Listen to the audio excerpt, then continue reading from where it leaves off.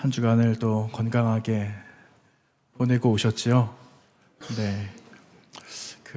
우리를 자유케 하고 우리를 새롭게 하는 것이 예수 그리스도의 보혈이다 라는 시온 찬양대 찬양의 고백이 있었는데, 그 고백이 저만의 고백이 되기를 원한다라고 말하면 얼마나 이기적이 될까요?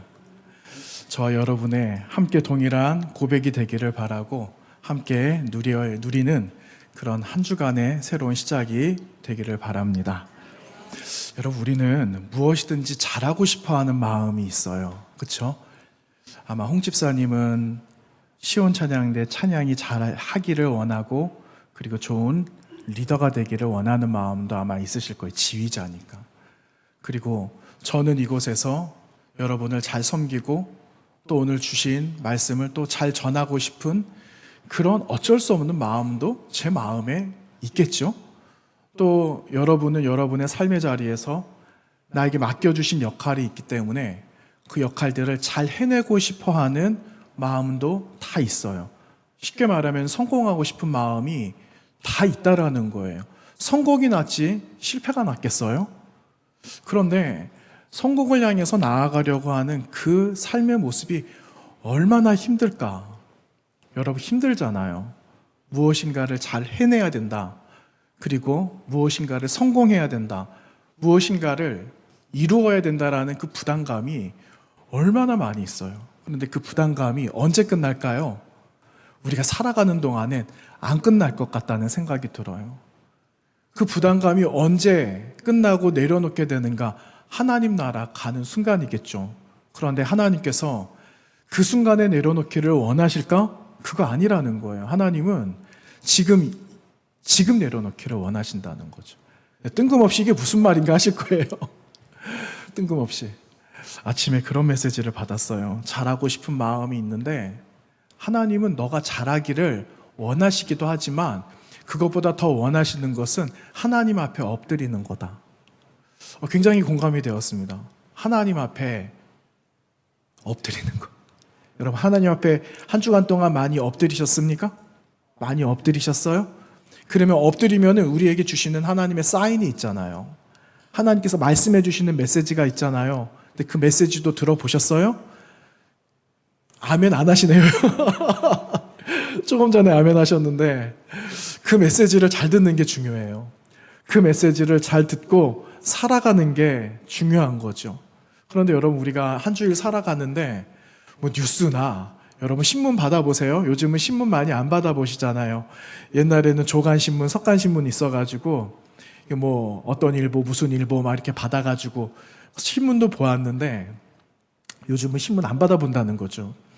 그럼에도 불구하고 우리는 세상의 소식들을 다 듣고 있어요. 근데 그 세상의 소식들은 좋은 소식보다는 우리를 낙심하게 하는, 우리를 힘들게 하는, 때로는 삶을 포기하게 만드는 소식들이 얼마나 많아요. 여러분이 듣지 않은 소식들, 모르는 소식이 내가 들은 것보다 더 많을 겁니다. 이렇게 우리를 힘들게 하는 절망의 시대를 우리는 살아가고 있지만 하나님은 이 절망의 시대를 절망으로 끝내는 것이 하나님의 계획이 아니라는 겁니다.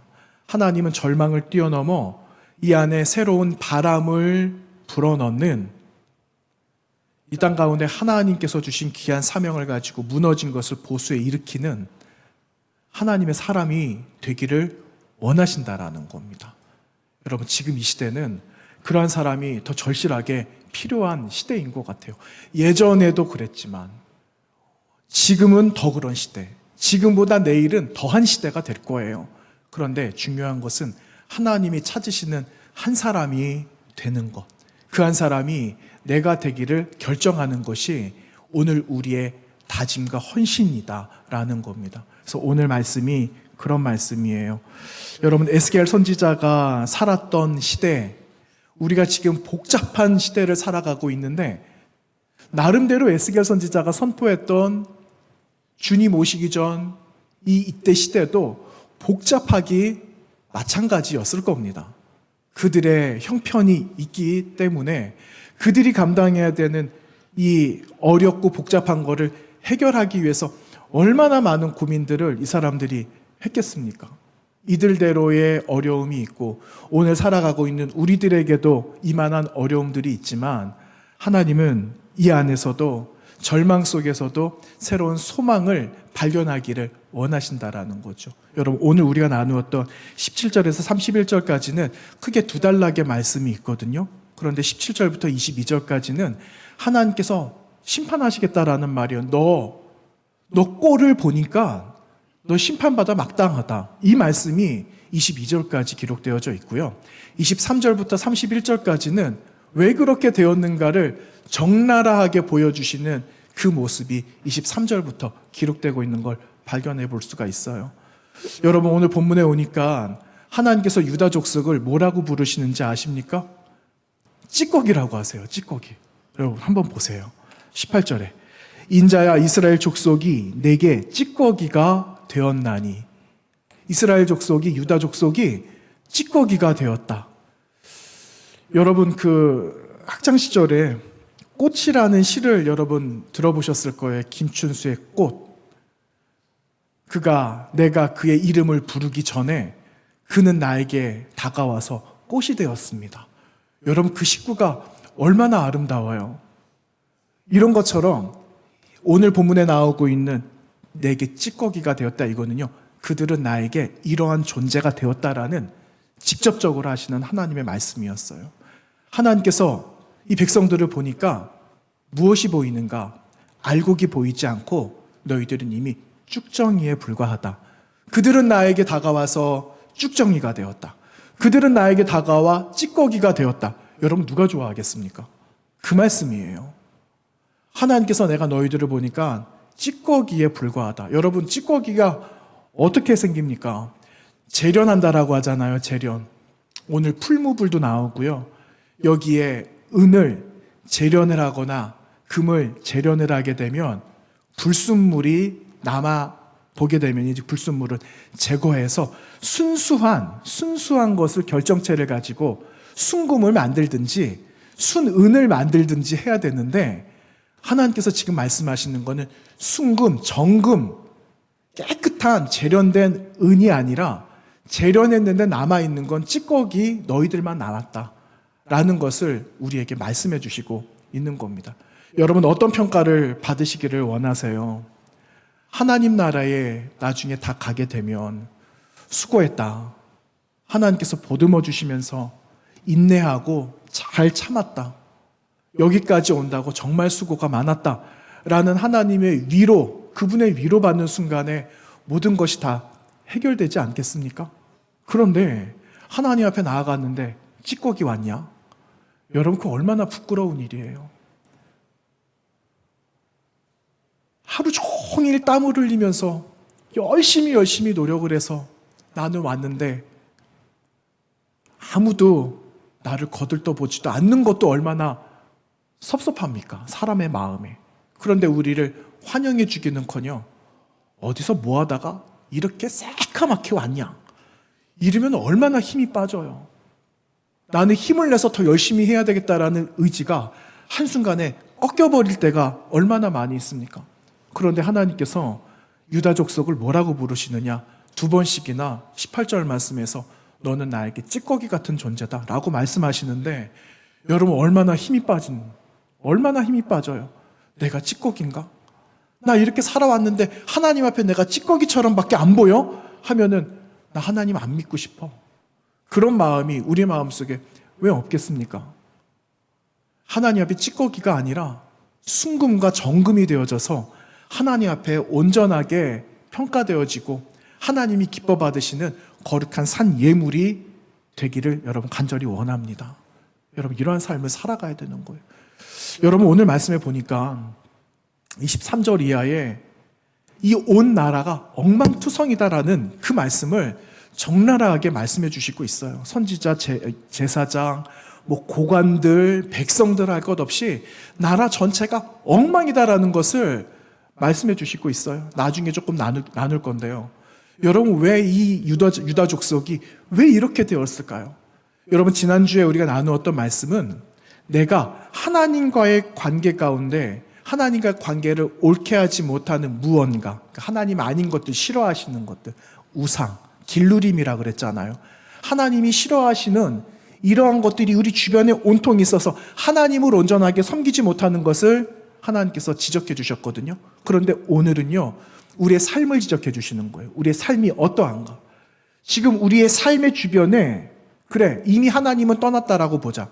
그런데 너희들의 삶의 주변은 어떠한지를 한번 봐라. 나와의 관계를 어그러뜨리고 있는 실제적인 진짜 원인이 너희들의 삶의 주변이 아니야? 라는 것을 각 계층들마다 하나님께서 진단하시면서 말씀해 주시고 계시는데, 여러분 이것을 영적인 무감각 상태다라고 이야기를 할 수가 있는 겁니다.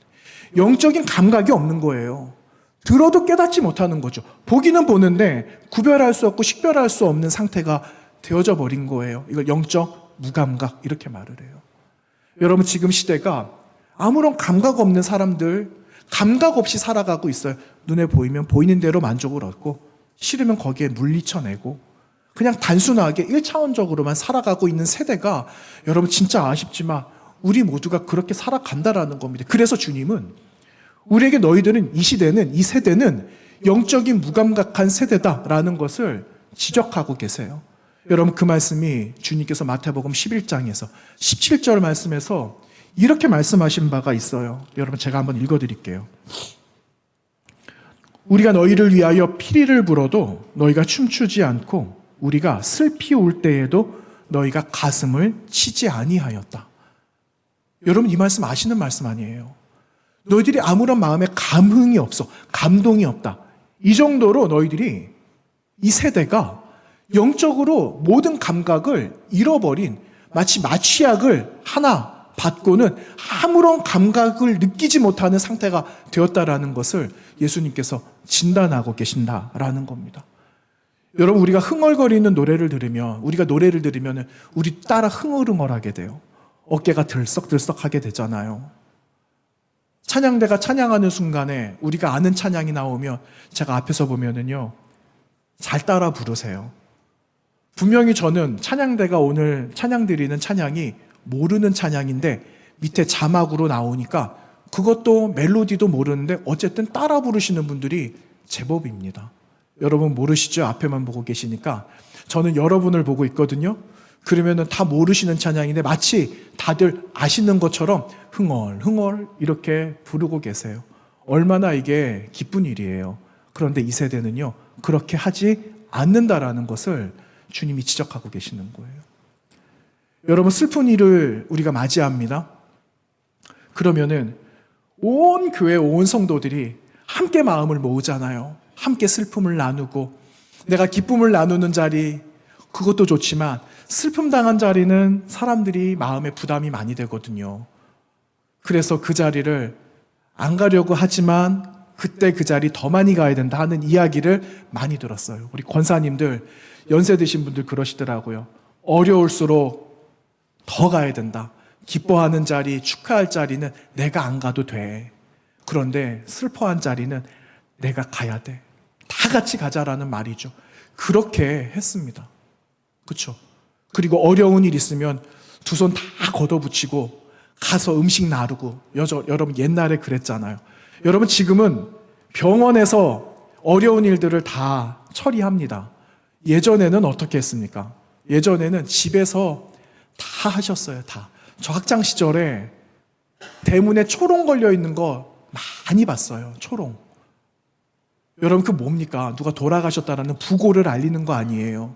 그럼 저는요, 그 죽음 자체가 어렸을 때 무서워가지고 초롱이 저기 걸려 있어요. 그러면 그 앞을 못 지나갔던 적이 있습니다. 삥 돌아온 그런 적이 있어요. 얼간이 마냥.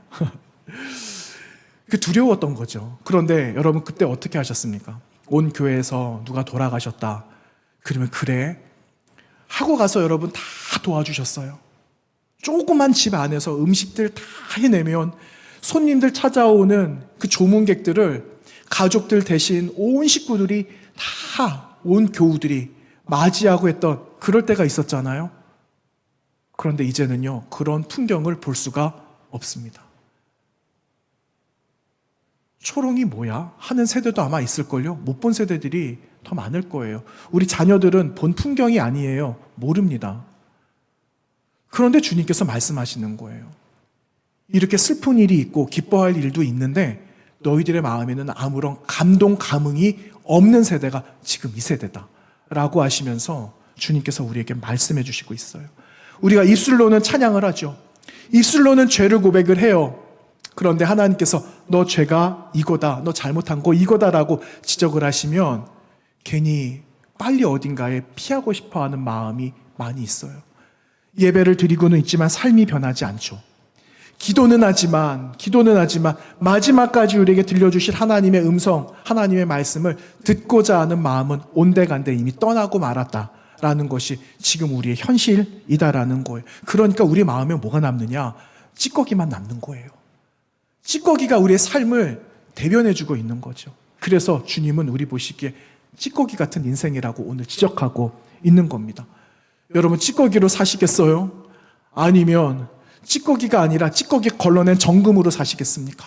여러분 정금으로 아름답게 빛나는 삶을 살아가시기를 주님의 이름으로 부탁드립니다. 여러분 이러한 총체적인 문제가 유다 족속 가운데 있었어요. 한번 볼까요? 왜 이 사회가 온전하게 이 죄로 오염이 되었는가? 여러분 너무너무 기가 막힙니다. 25절에 선지자, 그 다음에 제사장, 고관, 백성들 그들의 이야기가 나와요. 25절 말씀 한번 볼까요? 25절에 다 같이 읽어보겠습니다. 그 가운데에서 선지자들의 반역함이 우는 사자가 음식물을 움킴 같았도다. 그들이 사람의 영혼을 삼켰으며 재산과 보물을 탈취하며 과부를 그 가운데에 많게 하였으며. 여러분 누가 생각나세요? 이미 사사시대에도 이런 일이 있지 않았어요? 사사시대 여러분 엘리 제사장의 아들들 그들이 하나님의 이 전을 지켜야 되는 하나님의 사람들 아니었습니까? 그런데 그들이 얼마나 부끄러운 행동을 합니까? 부끄러운 짓을 합니다. 하나님 앞에 드릴 예물을 갈취합니다. 사람들이 올려드릴 이 예물을 이렇게 가지고 와라. 그 전혀 규정이 아닌데 자신들이 규정을 만들어가지고 가져오라고 하는 데가 어디 있습니까? 하나님 그렇게 말씀하지 않으셨는데 성전에서 버젓이 부끄러운 행위들을 했던 그 엘리 제사장의 아들들 여러분 이미 사사시대에도 그 일이 있었다라는 거예요. 그런데 그 일들이 지금까지 이어지고 있는 거예요. 지금까지 이어지고 있으니까 오늘 하나님께서는 에스겔을 통해 그들의 모습을 보여주고 계시죠. 너희들이 반역하는 사자같이 너희들의 모습이 딱 그렇다라는 것을 지적하고 계시는 거예요. 여러분 26절의 제사장은 어떻습니까? 제사장은 거룩하게 구별된 자들 아니에요. 그런데 그러한 삶을 살아가지 않는 거예요. 거룩함과 속된 것을 구별해야 되는데 자신들 스스로가 구별하지 못하는데 어떻게 나라를 구별하고 백성들에게 거룩함과 속된 것을 구별할 수가 있겠어요? 무뎌진 것이죠. 영적으로 이제 무뎌지고 모든 것이 이제 판별할 수 없는 상황에 이르게 된 자들, 제사장 그룹들 이렇게 말씀하고 있는 거예요. 여러분 정치 지도자들은 어때요? 고관들은 어떻습니까? 27절에 보니까 고관들은 음식물을 삼키는 이리 같아서 불의한 이익을 얻고 피를 흘려 영혼을 멸한다. 여러분 지도자들이 이렇게 하면 누가 남습니까? 백성들이 누가 남겠어요? 탐관오리가 되어져서 다 아부하는 사람들, 윗선에다가 아부해서 나의 사리사욕을 위해서 살아가는 자들만 남았다라는 것을 이야기하는데 그 밑에 남겨져 있는 민초들은 여러분 누가 책임집니까? 여러분 이 민초들도 그와 똑같았다라는 것을 말씀하고 있어요. 여러분 29절입니까? 29절 백성들 나오네요. 이 땅 백성들은 포악하고 강탈을 일삼고 가난하고 궁핍한 자를 압제하고 나그네를 부당하게 학대하였다. 여러분 주님께서는요, 우리 예수님은 가난한 자의 친구가 되어주셨어요. 궁핍한 자들에게 먹여주시는 분이셨거든요. 학대하지 않았어요. 나그네를 부당하게 학대하지 않았습니다. 여러분 나그네를 잘 대접하는 게 그들의 삶의 우선이었어요. 내가 나그네를 어려운 사람들을 잘 도와주지 않으면 이건 대대로 얼굴에다가 먹칠하는 것이 이들의 관습과 관례였거든요. 그래서 이들은 이 나그네와 객들을 잘 대접해야만 했는데 이 백성들까지도 나그네를 돌보지 않고 압제하고 나를 위해서 오로지 살아가는 것이 삶의 가장 큰 목적이 되었다라고 말씀하고 있는 거예요. 윗선에서부터 마지막까지 모든 것이 다 부패되었다라는 거죠. 여러분, 이게 죄악이라는 거예요. 여러분, 죄악의 가장 큰 특징은요, 물들게 한다라는 거예요. 죄는요, 내가 막을 수가 없어요. 죄는 이렇게 막 우리에게 물밀려 오기 때문에 내 힘으로 막을 수가 없어요. 나 혼자 견뎌낼 수가 없습니다. 그래서 필요한 게 하나님이 찾으시는 그 각 한 사람 한 사람들이 내가 되어줘야 한다라는 거예요. 여러분 한 분이, 여러분 한 분들이, 또 제가 하나님이 찾으시는 사람들이 되어져서 서로 그 끈들을 연결할 때 나에게 다가오는 그 죄악들을 함께 밀어낼 수 있어야 되지, 나 홀로서는 절대 감당할 수 없다라는 것을 여러분 우리는 너무 잘 알고 있잖아요. 여러분, 죄의 속성이 이렇게 무서운 거예요. 우리에게 나도 모르는 사이에 물들어가게 하는 것들. 여러분, 물들지 않기 위해서 오늘 이 자리에 나오신 여러분 한 분 한 분들이 하나님 찾으시는 그 한 사람이 되어져야 합니다. 여러분, 죄를 다른 말로 뭐라고 부르냐? 견고한 진이라고 말을 해요. 안 쓰러진다라는 거예요. 안 넘어진다라는 거, 우리 힘으로 물리쳐낼 수 없다라는 거예요. 그 죄악의 별명이 견고한 진이에요. 여러분, 어떻게 그 견고한 진을 우리가 한 사람이 어떻게 감당해낼 수가 있겠어요? 우리가 함께 모여서 교회가 되고 이 땅에 있는 많은 그리스도의 공동체가 함께 연합을 해서 견고한 진을 무너뜨리고 상대할 수 있는 힘을 갖추어야 되는데, 이래서는 안 된다라는 걸 우리에게 말씀해 주시고 있는 겁니다. 여러분, 하나님의 역사가 여기서 끝나는가? 그렇지 않다라 그랬잖아요.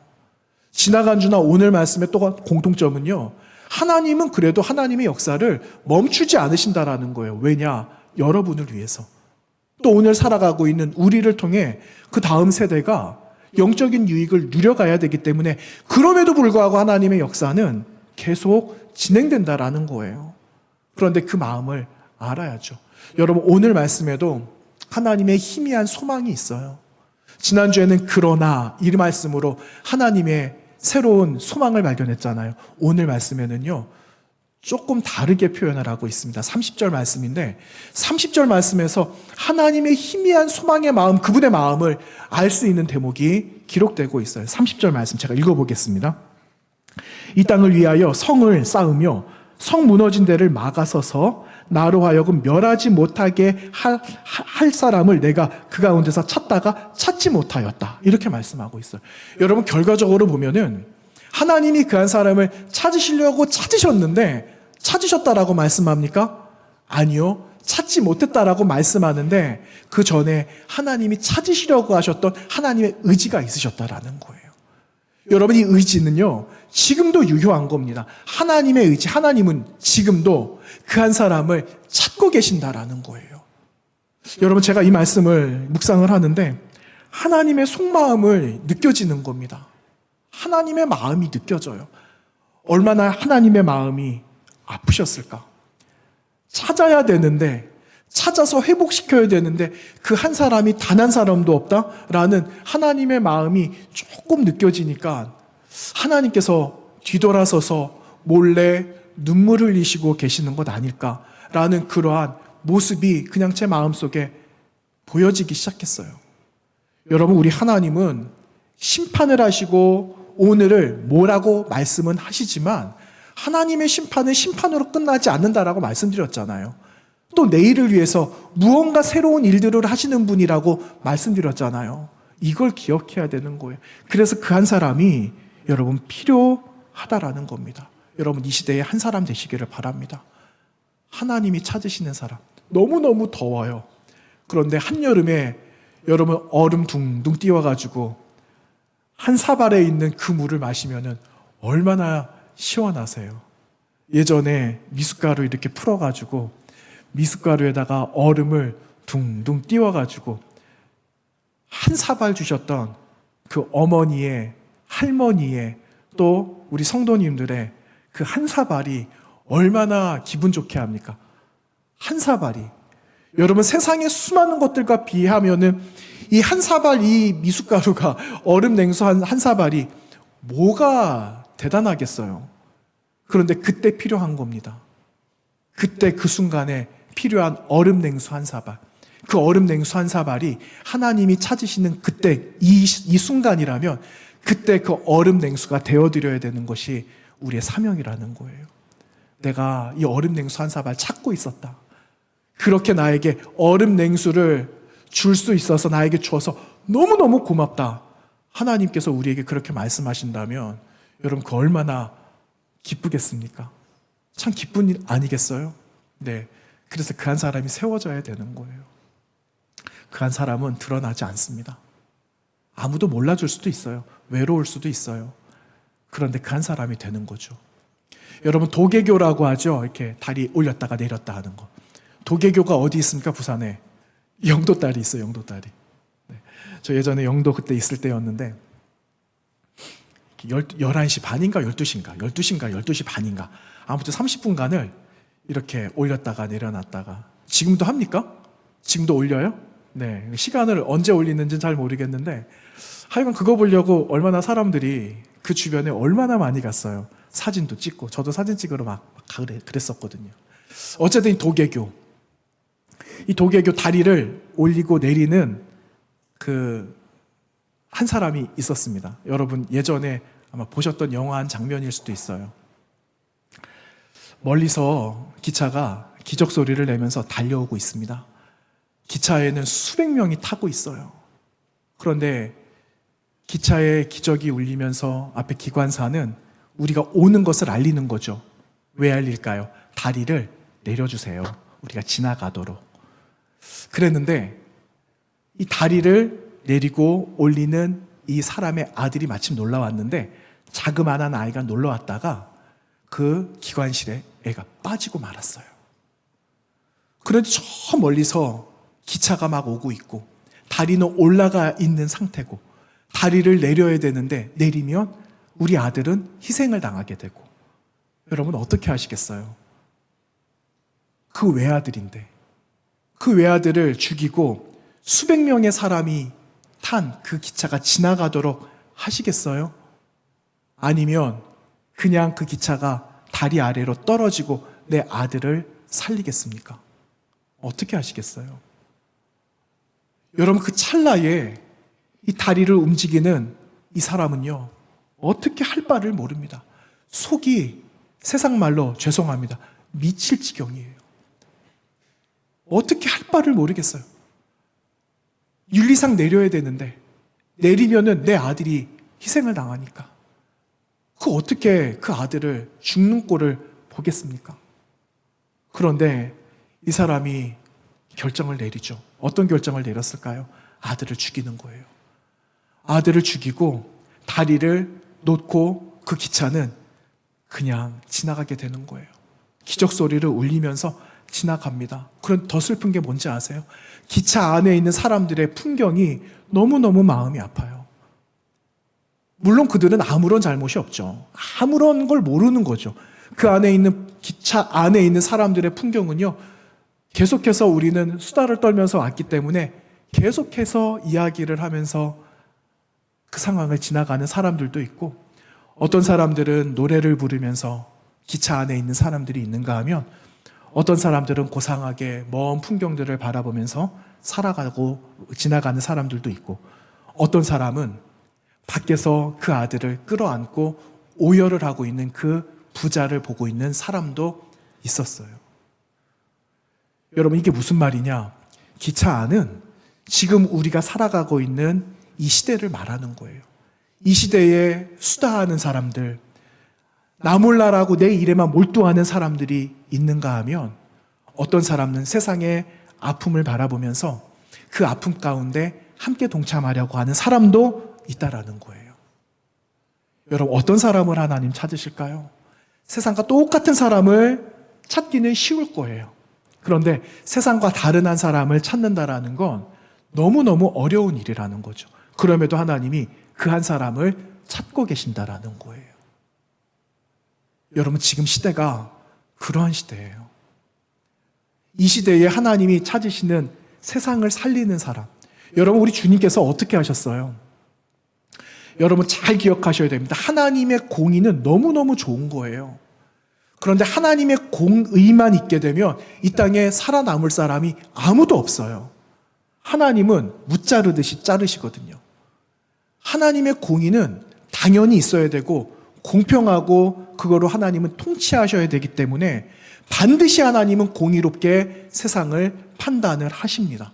그러면은 여러분 이 땅에는 수많은 사람들이 죄악 가운데 살아가고 있는데 누가 남겠습니까? 한 사람도 남지 않는 거죠. 그래서 누가 오셨냐면은 예수 그리스도께서 오신 거예요. 그분은 우리를 긍휼히 여겨주시기 위해서.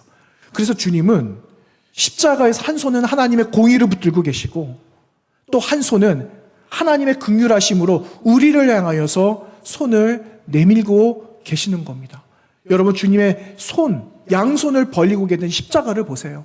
한 손에는 하나님의 공의, 한 손에는 하나님의 긍휼하심. 이것을 해결하시기 위해서 그분은 어떻게 하셨는가? 스스로 그 몸을 찢으셨다라는 거예요. 그래서 우리가 살게 되었다라는 거예요. 여러분 지금 보세요. 에스겔 시대, 에스겔이 하나님의 말씀을 전했던 이 시대에 여러분 의인 한 사람이 없었어요. 하나님이 한 사람을 찾으시는데 여러분 아브라함 때도 소돔과 고모라를 멸하기 위해서 찾잖아요. 의인을 찾잖아요. 의인을. 그런데 없었어요. 없었잖아요.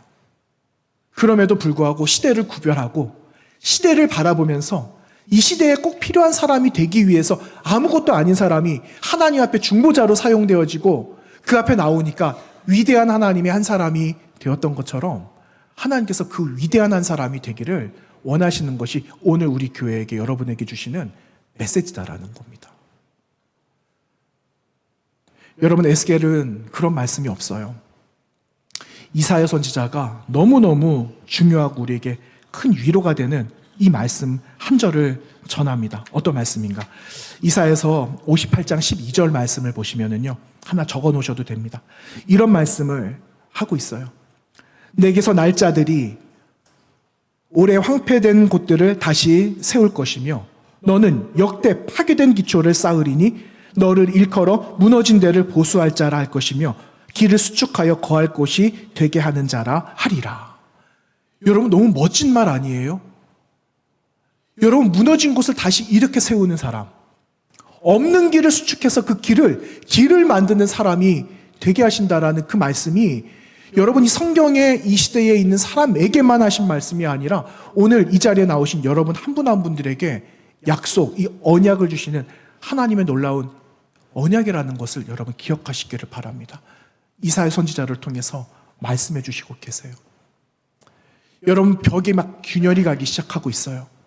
그 균열을 바라보고 가만히 놔두는 사람은 아무도 없습니다. 무언가를 회를 치라든지 무언가를 보수를 해서 이게 균열이 더 틈이 나지 않도록 하려고 하는 건 우리 모두 매한 가지예요. 메꾼다라는 거죠. 근데 그거를 알면서도 메꾸지 않으면 어떻게 될까요? 금방 붕괴되고 마는 거예요. 이런 어리석은 사람이 안 되어져야 되는데 여러분 에스겔 이 선지자가 하나님의 애타는 마음을 전할 때는요. 균열이 가고 부스러기가 떨어지고 있고 저 구멍이 벌어지고 있다는 걸 알면서도 아무도 나가서 보수하는 사람이 없었다라는 거예요. 결국은 하나님께서 이들을 찌꺼기와 같이 너희들은 찌꺼기다라고 그렇게 말씀하고 계시는 겁니다. 여러분 우리는 찌꺼기가 되어서는 안 돼요. 찌꺼기가 아니라 내 안에 있는 찌꺼기가 여전히 남아있다면 여러분 다시 한번 재련하시고 정금이 되시기를 바랍니다. 하나님이 정금이 될 때, 하나님 앞에 정금이 될 때 사용되어지는 사람이 되는 겁니다. 그 한 사람이 여러분이 되시기를 바라고 이 동네에서 우리 교회가 되기를 바라고 우리 교회만 되면 안 돼요. 이 주변에 있는 교회들이 하나님이 찾으시는 그런 교회가 되어져야 한다라는 사실을 여러분 함께 선포하시면서 교회가 연합하고 성도가 연합하고 하나님의 교회들이 연합하여서 밀려오고 있는 죄들을 밀어낼 수 있는 그러한 깨어있는 거룩한 하나님의 지체들이 되어져야 되겠습니다. 여러분 이번 한 주간을 그렇게 살아가시기를 바라고 하나님 앞에서 결정하고 결단하면서 하나님 찾으실 때 가장 먼저 손을 높이 올려드리는 거룩한 하나님의 사람들이 되시기를 축원합니다. 함께 기도합니다. 하나님 고맙습니다. 우리 삶에는 불평과 비난이 너무나 많아서 내 주변이 보여지지 않을 때가 얼마나 많이 있었습니까? 그러나 하나님 나 자신을 먼저 보게 해주시고 내 안에 있는 대들보를 먼저 보고 내 형제에게 있는 그 티를 바라봤을 때 티를 제거해주는 사람이 되어져야 되겠습니다.